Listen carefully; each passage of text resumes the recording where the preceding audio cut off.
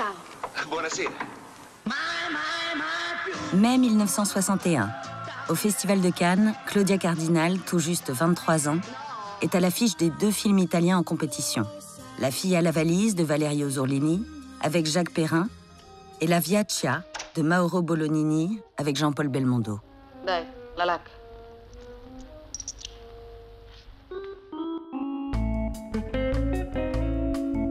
En 3 ans à peine, Claudia a déjà tourné 14 films avec les meilleurs réalisateurs et les plus grandes stars du cinéma italien. Mais elle parle encore comme une débutante. Claudia Cardinal, vous arrivez à Cannes, non seulement avec un film, mais avec 2. À vous seul, vous représentez presque tout le cinéma italien à Cannes. Une double peur. Une double peur. Oui.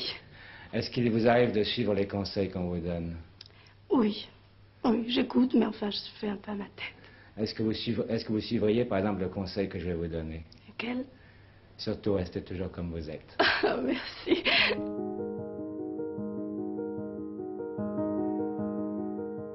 Rester comme elle est, c'est-à-dire naturelle, spontanée, sans affectation ni malice.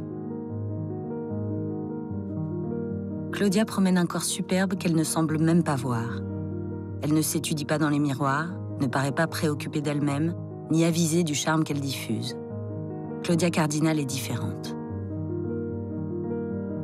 Dès le début, le géant de la littérature italienne Alberto Moravia enquête sur ce drôle d'animal dans un entretien qui fera date. D'abord, quel effet croyez-vous que produise votre apparition? Sur qui? Vous êtes actrice, donc sur les spectateurs. Il me voit comme une figure énorme, imposante, très grande, majestueuse, monumentale. Ça vous plaît d'être perçu ainsi? Oui, ça me plaît beaucoup. Pourquoi? Parce que ça me plaît d'être perçue telle que je ne suis pas dans ma vie. Qu'êtes-vous dans la vie? Dans la vie, je suis une fille ordinaire, comme toutes les autres. Une fille ordinaire, donc, que le cinéma serait venu illuminer comme dans un conte de fées moderne. Mais qu'on ne s'y trompe pas, ce conte n'a rien de lisse ni d'enfantin. Il est en réalité plein de secrets et bien souvent cruel. Il commence sous le soleil d'un pays qui n'existe pas alors sur la carte du cinéma.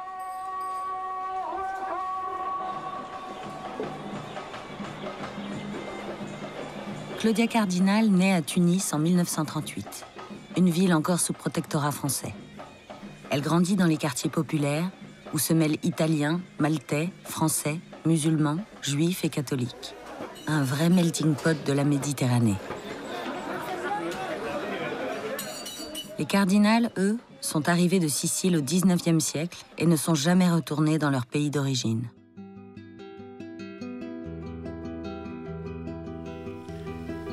Parlez-moi de votre famille. J'ai une très grande famille, parce que j'ai 2 frères et une sœur. Quelle est votre langue maternelle, le français ou Je l'italien? parle toujours français à la maison. Et je parle italien seulement depuis 4 ans. Toute la famille se sent portée vers la culture française et l'aînée des filles ne s'appelle pas encore Claudia, mais Claude, un prénom de fille et de garçon. J'ai été une enfant sauvage, solitaire, repliée sur moi-même. Je ne parlais jamais. Si on m'interrogeait à l'école, je ne répondais pas. J'ai toujours été extrêmement timide lorsque j'étais jeune. J'avais honte de mes seins, de la ligne de mon corps. Et au lieu de me mettre en valeur, je cherchais d'échapper au regard. Ses parents lui imposent une éducation stricte, silence à table et dimanche à l'église plutôt qu'au cinéma. Rien ne vous prédisposait, semble-t-il, à devenir comédienne au cinéma. Je crois que vous aviez tout de même d'autres objectifs. Ah oui, exactement l'opposé. C'est-à-dire que je devais normalement aller dans le sud tunisien pour enseigner. Alors vous voyez. Dans le sud tunisien, Oui, c'est-à-dire presque dans le désert. Oui, je voulais aller dans... Vous savez, on avait besoin d'institutrices dans les oasis. Alors j'étais assez... Ça m'intéressait. C'est sans compter sur le Mektoub, cette étoile du destin à laquelle se filent les Tunisiens et à laquelle elle croit. Il va la projeter hors de son bout de désert.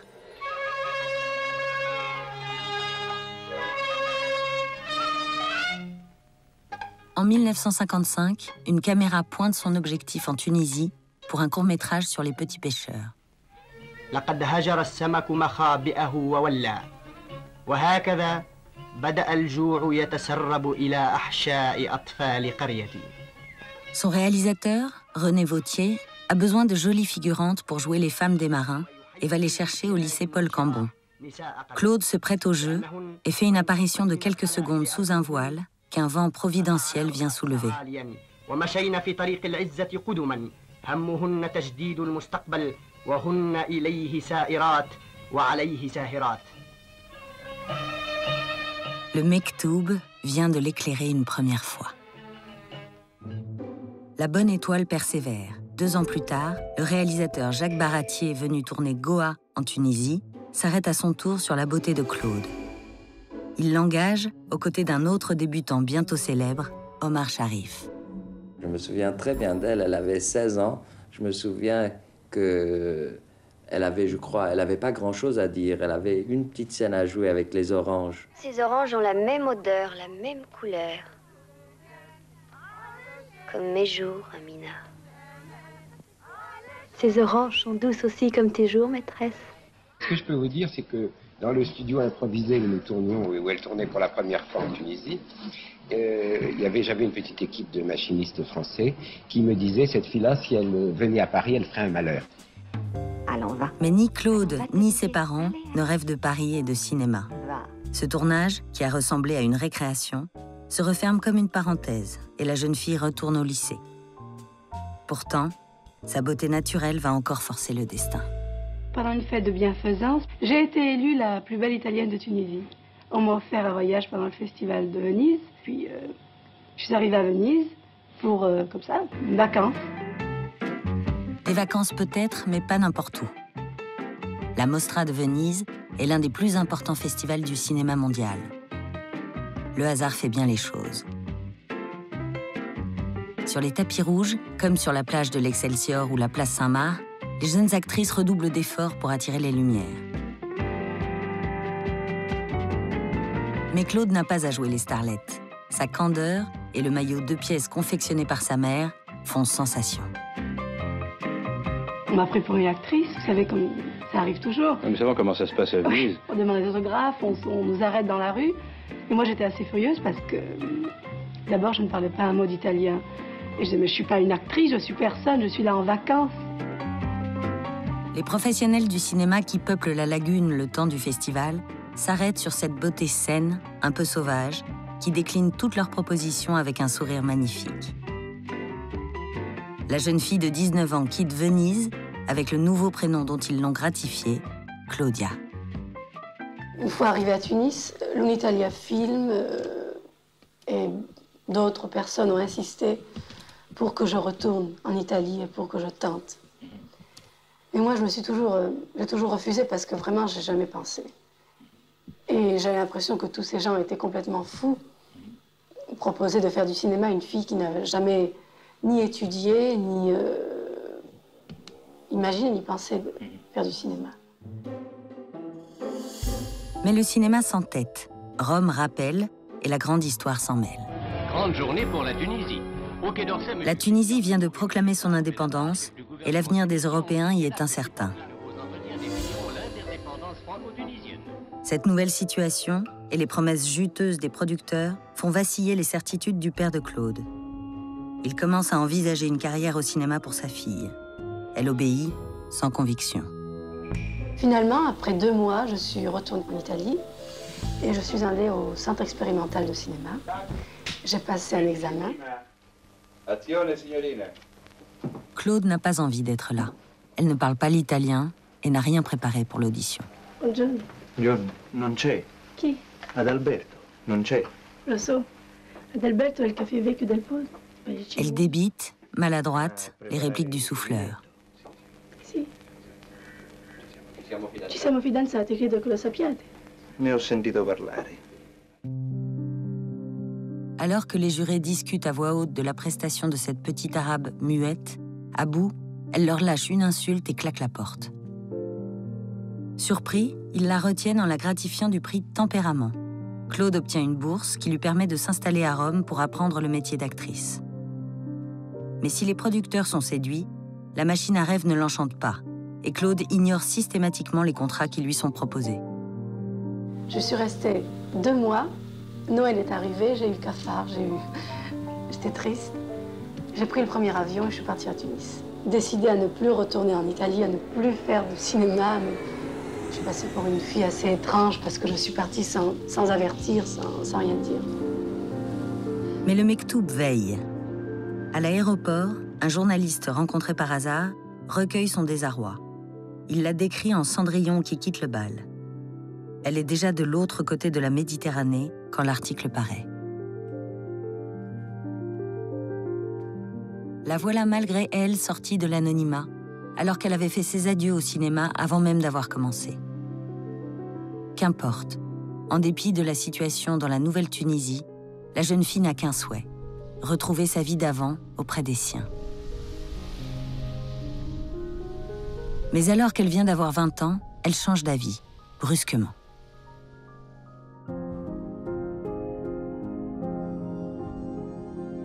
En mai 1958, Claudia est de retour à Rome, décidée à ratifier un contrat proposé par un producteur qu'elle avait dédaigné quelques mois plus tôt.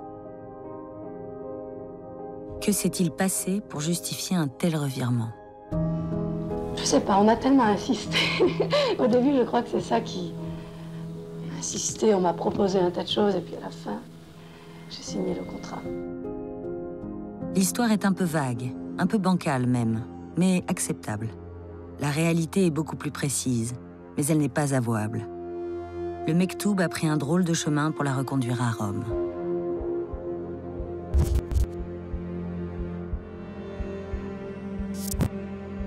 À Tunis, depuis longtemps déjà, un homme plus âgé qu'elle la poursuit de ses assiduités. Claude ne sait alors pas grand-chose de son propre désir, et encore moins de celui des hommes. Il abuse de sa jeunesse et de sa naïveté. Elle découvre bientôt qu'elle est enceinte et n'ose en parler à personne, sauf à sa sœur Blanche, qui lui jure le secret. Dans une famille traditionnelle des années 50, une grossesse hors mariage est une honte. Un avortement, pire encore. Murée dans le silence et prise au piège, Claude oscille entre panique et désespoir. Dans son entretien avec elle, Alberto Moravia est l'un des premiers à s'approcher sans le savoir de cette faille qui ressemble à un gouffre. Elle lui raconte le cauchemar qu'elle faisait alors. Je rêvais que je tombais d'une fenêtre avec la sensation de m'enfoncer dans un vide absolu. Ensuite, j'entendais le bruit énorme et sourd de mon corps qui s'écrasait au sol et se brisait en 1000 morceaux. Pour en finir avec cette angoisse, Claude a décidé de garder l'enfant et d'oublier son géniteur. Or, pour vivre en mère célibataire, elle n'a qu'une solution, quitter la Tunisie et accepter le contrat qu'on lui propose. L'Italie comme une fuite, le cinéma comme un refuge. C'est la première décision de sa vie de femme, forcée par le sort.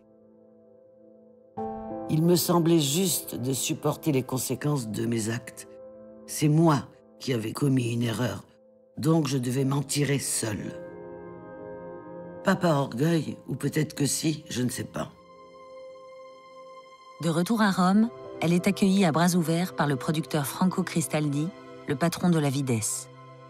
Si l'homme de 30 ans a un véritable coup de foudre pour Claude, le producteur qu'il est décèle aussi chez elle un très fort potentiel à exploiter. Il lui fait signer un contrat exclusif, lui offre un salaire mensuel et entend gérer entièrement sa carrière. Claudia, puisque c'est ainsi qu'elle doit maintenant se présenter, accepte tout. Il y a des distributeurs qui sont très costauds. Alors, il peut jouer, il peut prendre une fille et dire, voilà, on va dépenser 200 millions, 300 millions de lira ou 500 millions, 1 million de dollars, et on va fabriquer une vedette. Ils arrivent. Ils ont fait ça avec Sophia Loren pour faire concurrence à Lollobrigida. Et ils ont réussi, C'est les métiers. Ils l'ont fait aussi avec Claudia Cardinal, par exemple. Voilà une autre fille qui fabriquait, parce qu'elle est fabriquée. Les notes internes de la Videsse révèlent les directives de Cristaldi pour façonner sa nouvelle recrue. Rien n'est oublié.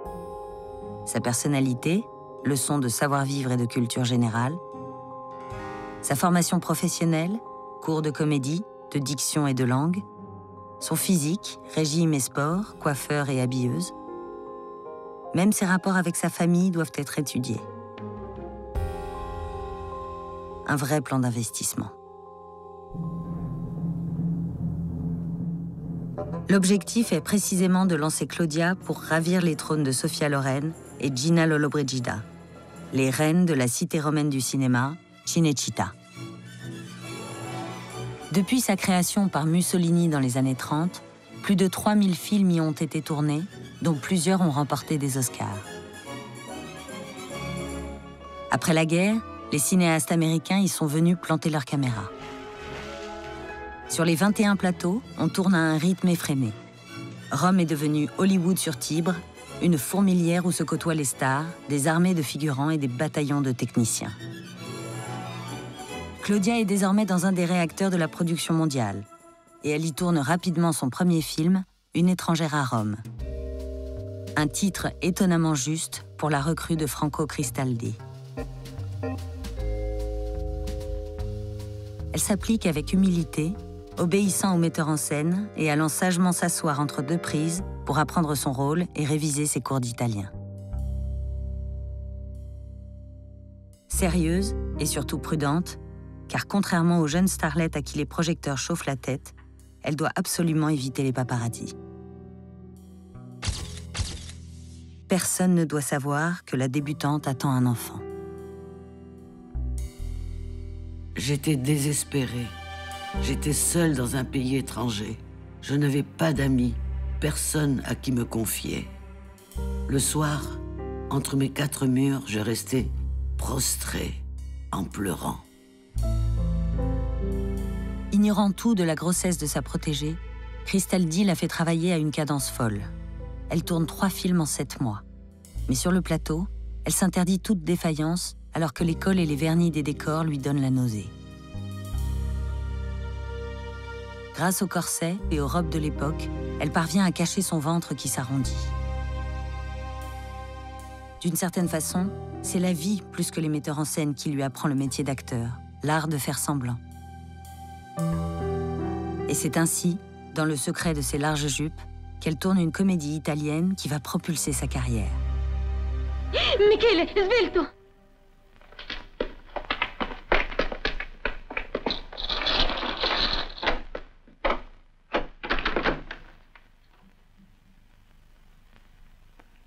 Carmela, componati, c'è il tuo fidanzato.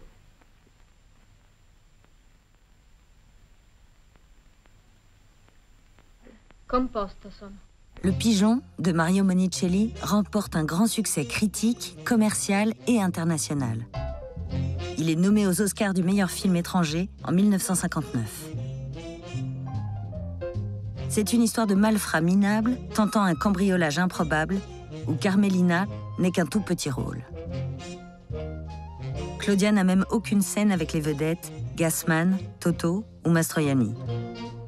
Carmelina la sort pourtant de l'anonymat. C'était un personnage qui m'a beaucoup aidée parce que c'est un personnage qui a eu beaucoup de... un personnage qui était populaire immédiatement. Les gens me reconnaissaient dans la rue, autobus. Ça faisait une drôle d'impression d'être reconnue seulement parce que j'étais Carmela, la Sicilienne de... Non, ce n'était pas Claudia Cardinal. Non, c'était la Sicilienne du Pigeon. Malgré son manque d'expérience, Claudia Cardinal semble bien partie pour incarner le nouveau glamour à l'italienne et elle prend goût au métier. Franco Cristaldi peut se féliciter de son flair. Pour un acteur que vous trouvez, combien de chances a-t-il en réalité de devenir un grand acteur, de faire une carrière brillante? Guardi, le possibilità dipendono in parte da noi, ma in gran parte dall'attore. Cioè, noi possiamo indubbiamente appoggiare e aiutare molto una persona che abbia delle possibilità, ma non possiamo improvvisamente far diventare oro una pietra. Noi possiamo mettere uno che abbia le possibilità dentro di sé, e ripeto ancora una volta, la voglia, la tenacia, le doti di carattere, di arrivare. Poi molto dipende da lui. Quante sono le probabilità? Beh, è difficile fare un calcolo di probabilità, diciamo il 50%, ma è un calcolo così molto approssimativo. Mais le pari du producteur pourrait bien tourner court. À 1 mois de l'accouchement, épuisée et incapable de cacher sa grossesse, Claudia va le voir pour lui donner sa démission. En larmes, elle lui avoue sa situation. Il décide de l'aider.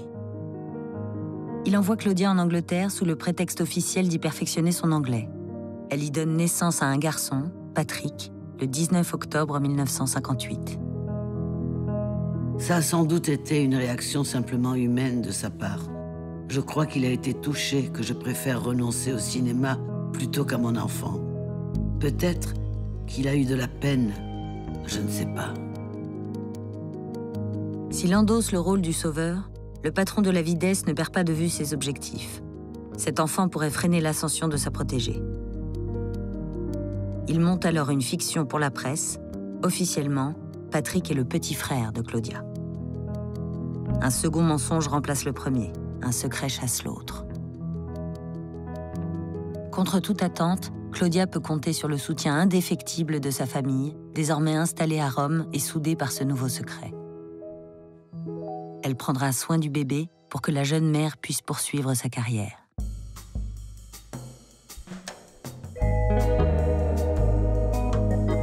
À Cinecittà, tout le monde n'y a vu que du feu.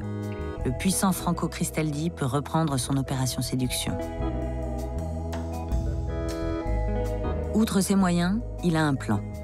Le même qui a permis à son concurrent Carlo Ponti de mettre Sophia Loren sur orbite quelques années plus tôt. Faire d'abord jouer à Claudia Cardinal des rôles mineurs, mais toujours aux côtés d'acteurs majeurs et sous la direction de grands réalisateurs. Quelques répliques auprès d'Alain Delon dans Rocco et ses frères de Luchino Visconti.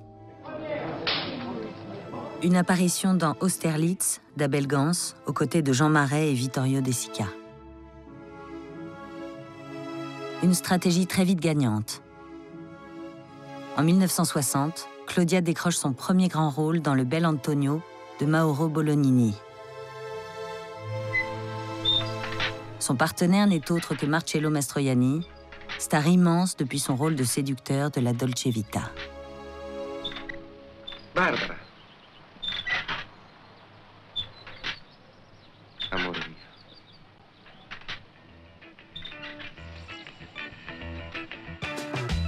À l'écran comme dans la vie, elle résiste à sa cour assidue et Marcello saisit vite ce qui distingue Claudia à Cinecittà. Elle est, dit-il, la seule fille simple et saine dans ce milieu de névrosés et d'hypocrites.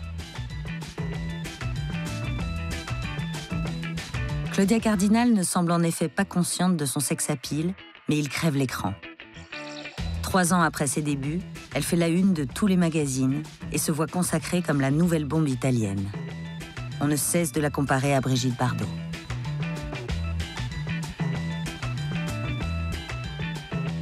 Moi, je crois que Brigitte Bardot est un personnage unique, qu'il ne peut pas y avoir 2 Brigitte Bardot. Elle est complètement à part.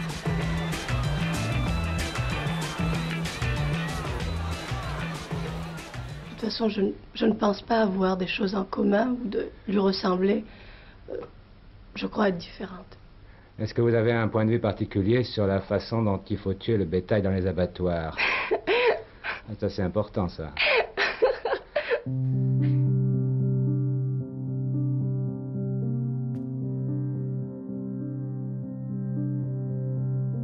La comparaison est flatteuse, mais à double tranchant.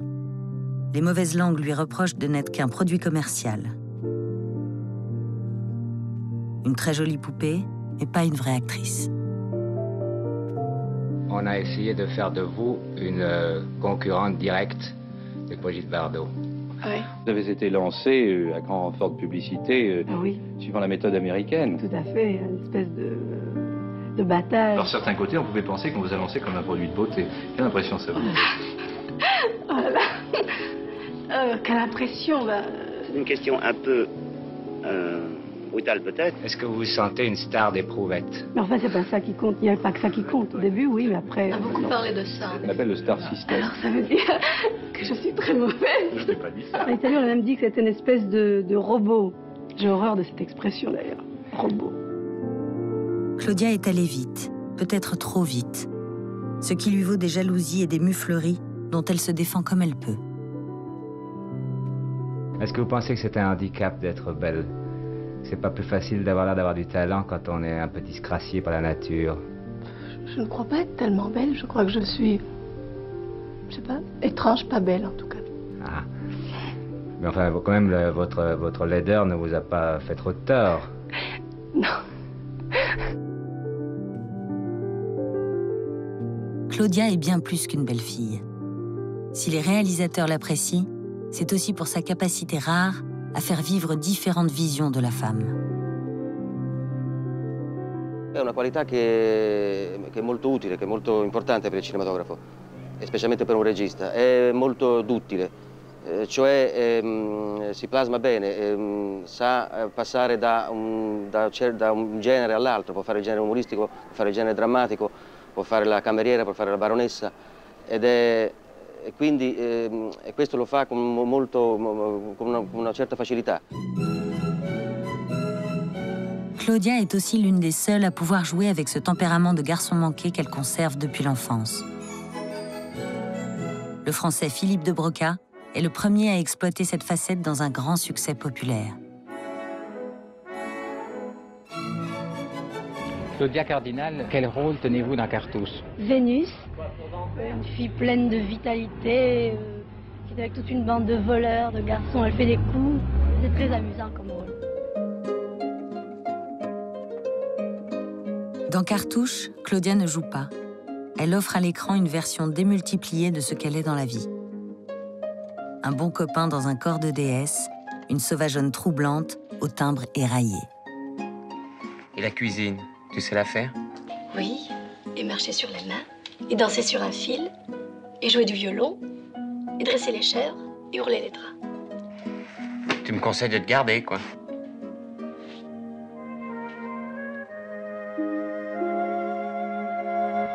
Jolie voix. Jolie voix. J'ai une voix un peu rauque, un peu basse. C'est très agréable, hein, à entendre. C'est vrai? Oui. Ça fait plaisir. Si le public français est séduit par cette voix atypique, en Italie, elle est considérée comme un handicap. Son timbre rauque et son mauvais italien valent à Claudia d'être systématiquement doublée dans tous ses rôles. Ils lui ont déjà coûté une douloureuse mésaventure.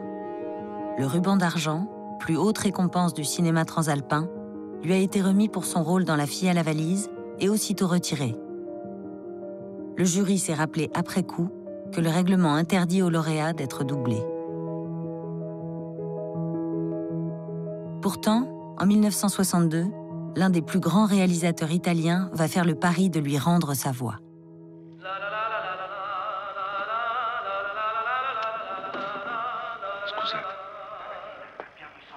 Dans 8,5, je devais jouer mon propre personnage.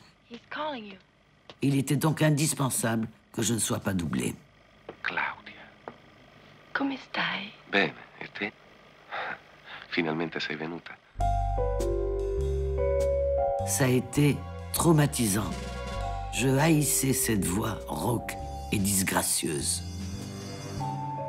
Si cette voix est devenue un trait particulier de ma personnalité, c'est bien à Federico Fellini que je le dois. Toute singularité inspire justement l'univers baroque de Federico Fellini. Elle nourrit ce film étrange en forme de mise en abîme, où Mastroianni, alter ego du réalisateur, incarne un cinéaste dépressif en panne d'inspiration et aux méthodes peu orthodoxes.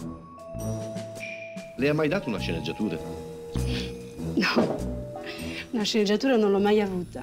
Arrivavo sul set, era tutto pronto, le luci erano pronte, non si sapeva niente.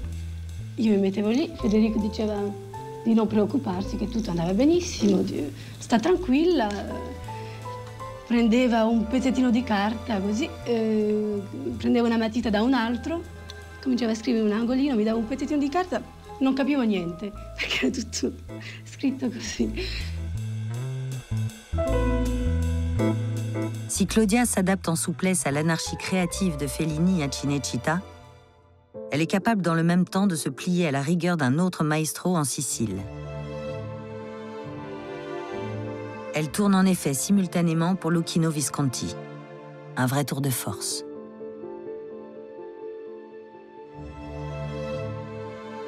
Sur le tournage du Guépard, Visconti ne laisse aucune place à l'improvisation. Son exigence est à la mesure de cette fresque historique fastueuse. Un budget colossal de 500 millions de lire, un casting international, 600 figurants et 1000 techniciens, un palais baroque de 218 pièces et 15 mois de travail. La mythique scène du bal va demander à elle seule 57 nuits de tournage. Rien n'est jamais assez pour ce génie tyrannique. On m'avait décrit Luchino comme un perfectionniste qui pouvait aussi réduire un acteur à néant. Avec moi, il était protecteur, gentil, très doux. Il m'a donné tout ce que j'étais capable d'absorber.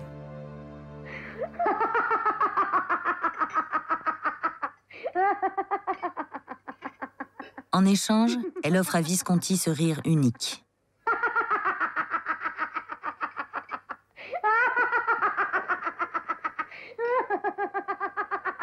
Il nous fait entendre les forces cachées sous son apparente docilité.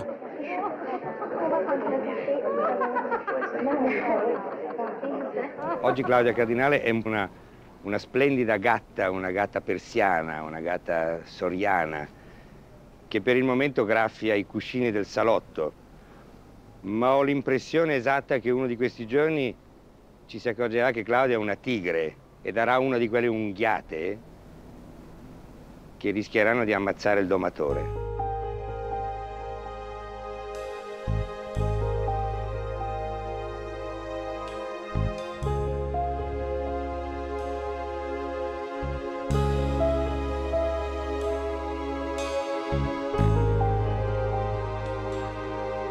Protégée de Visconti, muse de Fellini. En 2 chefs-d'œuvre, dirigés par les 2 géants du cinéma italien, Claudia Cardinal a fait taire tous les doutes sur son talent de comédienne. Le Guépard obtient la Palme d'Or à Cannes en 1963, 8,5 l'Oscar du meilleur film étranger à Hollywood. Beautiful, young and gay. Italy's newest gift to the movies, Claudia Cardinale, arrives in New York to attend the American premiere of The Leopard. Cristaldi a atteint son but. Aux yeux du monde, Claudia Cardinal rejoint Gina Lollobrigida et Sophia Loren dans le ciel des étoiles italiennes. Mais elle est loin de gagner autant que ses illustres aînés, même si la Avides vient de réévaluer son contrat à $500 par semaine.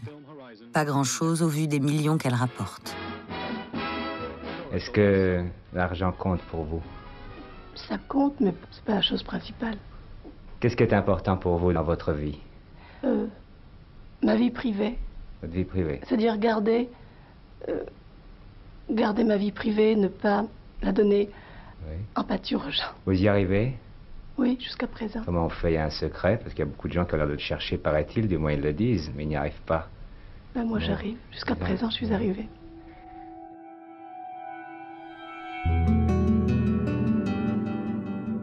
Elle y arrive en se repliant sur sa famille, dans une grande maison près de Rome où elle a recréé l'atmosphère chaleureuse et tribale de son enfance.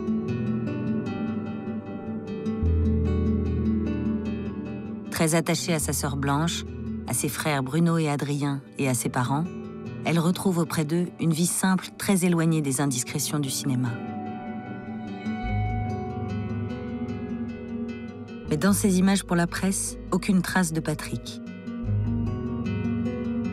Depuis la naissance de l'enfant, le secret est resté bien gardé. Le petit garçon lui-même ignore que Claudia est sa mère. La Avides verrouille tout et s'occupe de tout. De la communication, du loyer de la maison, du coiffeur et du chauffeur, des vêtements et des bijoux, et même de la famille. Cristaldi producteur comblé et Pygmalion amoureux, déborde d'ambition pour sa star. Elle rayonne et fait sa fortune en Europe, mais ce n'est pas assez. Claudia Cardinale ci saluta e parte per la montagna con Robert Wagner. No, niente vacanze. È tutta una troupe del cinema internazionale a trasferirsi. Parte anche quel bel tipo di David Niven per completare tutta l'allegra compagnia della Pantera Rosa, il film in lavorazione con il regista Black Edwards.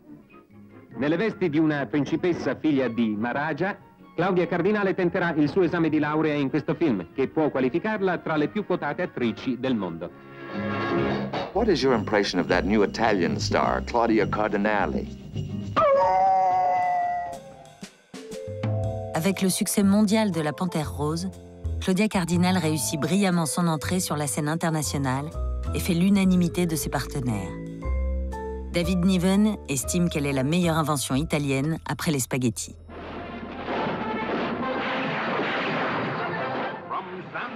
Même une légende vivante comme John Wayne, avec qui elle tourne en Espagne le plus grand cirque du monde, est épatée par cette beauté qui effectue elle-même ses cascades. Il la gratifie d'un compliment à sa façon. T'es un vrai mec. J'avais jamais essayé le trapèze. Et en plus, vous savez, quand on tourne, la caméra s'est mise juste en dessous et j'ai dû tourner sans le filet. Et c'est quelque chose d'affreux, de très, très, très dangereux. D'ailleurs, quand j'ai fini, j'avais les mains. Je serrais tellement fort que j'avais une ligne noire. C'était... Mais ça m'a... Moi, j'aime beaucoup les choses dangereuses, alors ça m'amusait.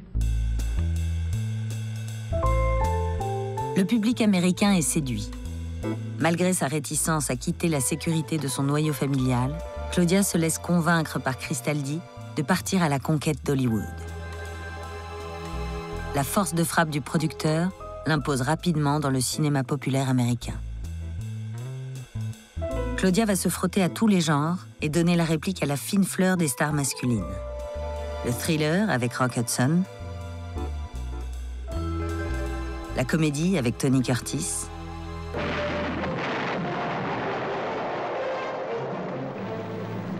et le western dans La Vallée de la Mort, où elle bluffe toute l'équipe par son endurance sous le soleil brûlant du désert. Go to hell. Yes, ma'am. I'm on my way.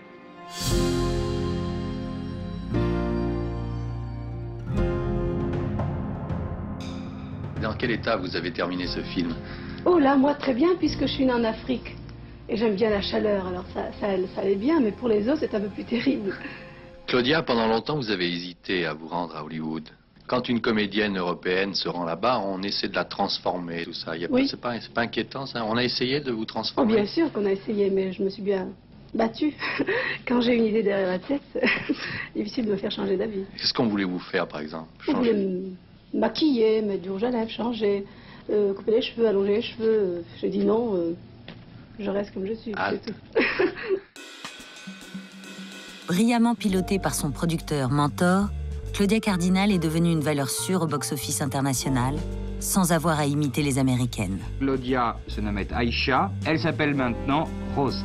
Elle tourne 4 films par an et fait le tour du monde d'un plateau à l'autre. Est-ce qu'on a encore le temps de dormir? Pas tellement. Pas tellement, j'ai pas tellement dormi.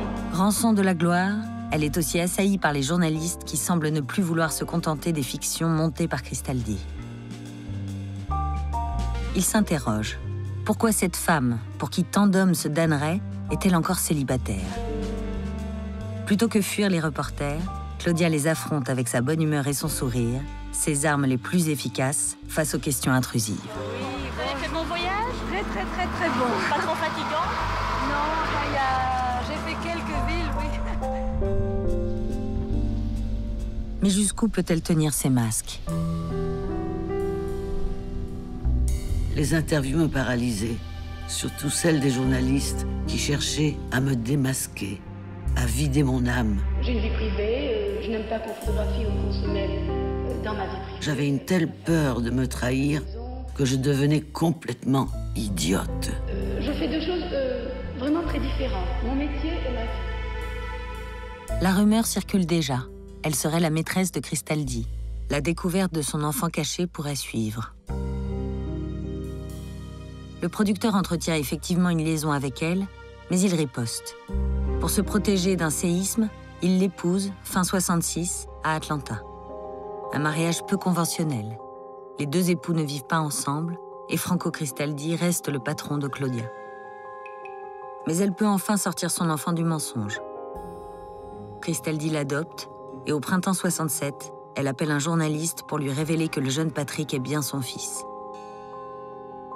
En Italie, le sujet important de conversation en Italie, dans la presse italienne, c'est Claudia Cardinal. Elle raconte enfin, après 8 ans, pourquoi elle a dissimulé aux Italiens l'existence de ce fils. C'est sans doute pour conserver son prestige de star et de jeune fille. Il fallait s'y attendre. La révélation cause de violentes turbulences. Mais Claudia est enfin délivrée d'un secret qui l'écrasait. Patrick, je l'ai désiré, je l'ai voulu. Il a été le premier homme de ma vie. Mon métier et le succès, c'est à lui que je les dois. Il m'a donné la force de vaincre ma timidité et de m'imposer dans un monde difficile. Elle sort renforcée de cette épreuve intime au moment même où elle doit incarner à l'écran une héroïne au courage inoubliable.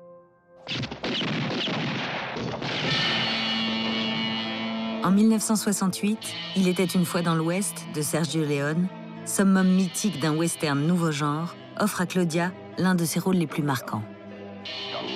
Seule dans un monde d'hommes sans foi ni loi, c'est une femme qui n'a peur de rien ni de personne. A film by Sergio Leone, starring Claudia Cardinale, Henry Fonda, Charles Bronson. Le personnage de Gilles est vraiment un personnage presque viril. C'est-à-dire que pour le western, c'est ce genre de femme qui, c'est pas la femme délicate qui a mal à la tête, qui peut faire ce genre de film. Moi, je me suis trouvée très bien avec Sergio. D'ailleurs, c'est un film que j'aime beaucoup.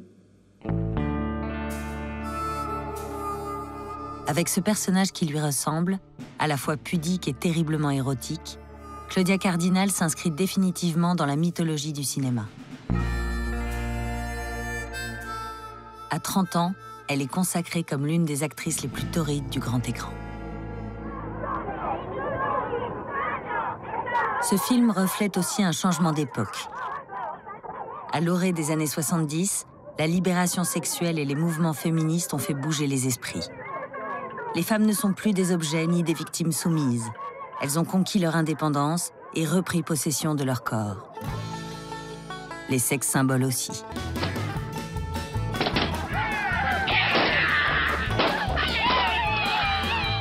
Dans Les Pétroleuses, en 1970, Brigitte Bardot et Claudia Cardinal tournent en dérision leur rivalité supposée et jubilent à pulvériser leur image.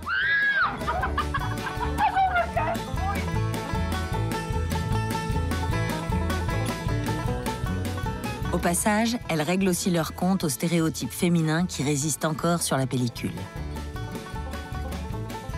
Brigitte Bardot va faire encore 2 films avant de mettre un terme définitif à sa carrière. Tu as eu C'est pas bien. Ah, oh merde, merde. Tu vois ce que je veux dire? Claudia Cardinal, elle, est au sommet. Elle a tourné 40 films en seulement 10 ans, a connu les plus grands réalisateurs de son temps et reçu plusieurs récompenses internationales. J'ai incarné au cinéma toutes sortes de femmes, populaires, bourgeoises, femmes objets et même femmes d'affaires. J'ai donné à chacune d'elles quelque chose de moi, de mon moi profond et secret. J'ai été la meilleure interprète de mon propre rôle, parce que j'ai mis en scène mes propres sentiments, mes propres drames, mes propres émotions. Derrière ces 1000 visages d'actrices, quel serait le plus authentique si elle s'autorisait enfin cette totale liberté dont elle commence à rêver à voix haute? Avrebbe mai lei un rimpianto, una nostalgia per la carriera lasciata? Io non lo so, io credo che... Io personalmente sarei capace di cambiare vita anche domani, credo. Non avrei rimpianti, soprattutto se decido una cosa, credo che lo deciderei... Serenamente? Sì, non avrei rimpianti, no. Changer de vie, c'est ce qu'elle va faire, par amour et au risque de tout perdre. En 1974, Pasquale Squitieri, un réalisateur napolitain, vient sans enthousiasme l'embaucher pour Lucia et les Guapes. Son producteur lui a imposé Claudia Cardinal. Ombrageux, politiquement très engagé, Squitieri n'aime pas les stars ni le barnum luxueux des studios. Il est l'un des rares hommes que la stature de Cardinal n'impressionne pas. Elle en tombe immédiatement amoureuse. Elle le veut, follement. Du jour au lendemain, elle quitte Rome et Franco Cristaldi pour rejoindre Pasquale à New York et fuguer avec lui en bus sur les routes poussiéreuses de l'Amérique profonde. Oui, la vie de star, c'est bien fini. Ma rencontre avec Pasquale m'a fait connaître un amour véritable et sincère et m'a ouvert les yeux. Quelle avait été ma vie avant? Une existence factice. J'étais une sorte d'objet de luxe dont la personnalité maquillée ne servait qu'à fabriquer de l'argent. J'étais une véritable captive de la gloire dans une prison dorée.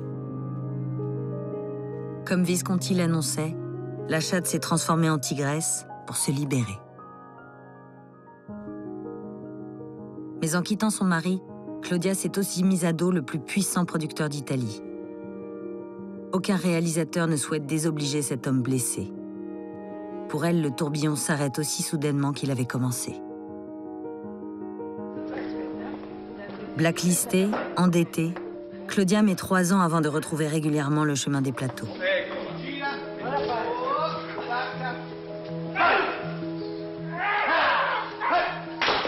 Dans sa nouvelle vie sans tutelle, elle commence à écrire elle-même les 40 années suivantes de sa carrière, où elle trouvera toujours de beaux personnages à incarner.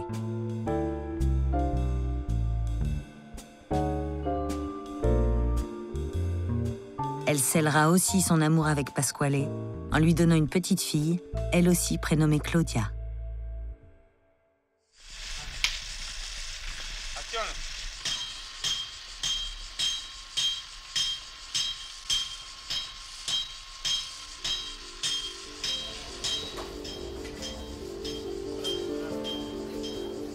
Enfin libre, elle est apaisée, comme sur ce tournage sicilien auprès de l'homme qu'elle aime et de son fils qui a grandi.